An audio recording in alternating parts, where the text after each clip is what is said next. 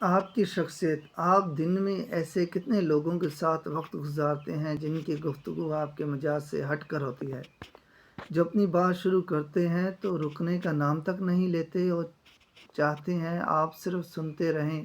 یہ وہ لوگ ہیں جو دراصل سننے والے کانوں سے محروم ہوتے ہیں۔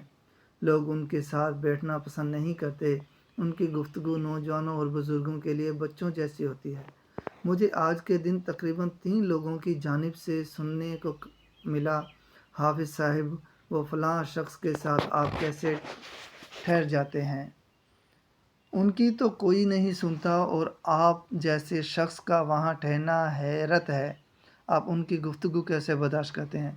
ہاں، یہ حقیقت ہے کہ میں روزانہ 3 سے 4 ایسے لوگوں سے ملتا ہوں جن کے بارے میں سب ایک جیسی رائے رکھتے ہیں، اور لوگوں کا ماننا ہے کہ ان کے پاس کوئی کام کی بات نہیں ہوتی، وہ صرف اپنی کہانیاں سناتے ہیں، اور ان کی گفتگو میں کوئی سبق نہیں، کوئی مزہ شامل نہیں۔ لیکن میں ان لوگوں کے ساتھ اس وجہ سے گفتگو کرتا ہوں کہ انہیں سننے والے کان میسر آ جائیں۔ وہ باتیں جو یہ کرنا چاہتے ہیں لیکن کوئی سنتا نہیں چاہتا ہے، وہ سن کر انہیں یہ احساس دلاتا ہے کہ وہ بھی ایک مکمل اور نارمل انسان ہے۔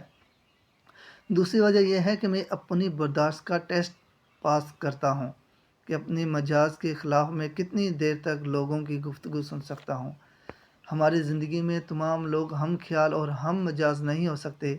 اگر ہم ہر جگہ اپنے مزاج کو مد نظر رکھتے ہوئے چلنے کی کوشش کریں گے تو کئی راستوں پر مختلف لوگوں کے ساتھ چلنا مشکل ہو جائے گا۔ وقت اور حالات کب انسان کو کہاں لے جائیں یہ کون جانتا ہے؟ لہٰذا اپنی شخصیت، فطرت، مزاج کے برعکس مختلف لوگوں کے ساتھ گفتگو کرنے اور ساتھ چلنے کی عادت ڈالیں۔ ہر فیلڈ میں آسانی ہو جائے گی۔ اس کے علاوہ اگر آپ کے سننے سے کسی کا بوجھ ہلکا ہو جائے تو کیا حرج ہے؟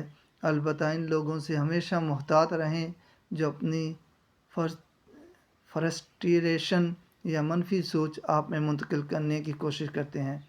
سوچنے کی بات یہ ہے کہ لوگوں کے مطابق ان کے پاس کوئی بات نہیں ہوتی، لیکن مجھے ایک تحریر مل گئی ہے: سیکھنے والوں کے لیے ہر موڑ پر سبق موجود ہے۔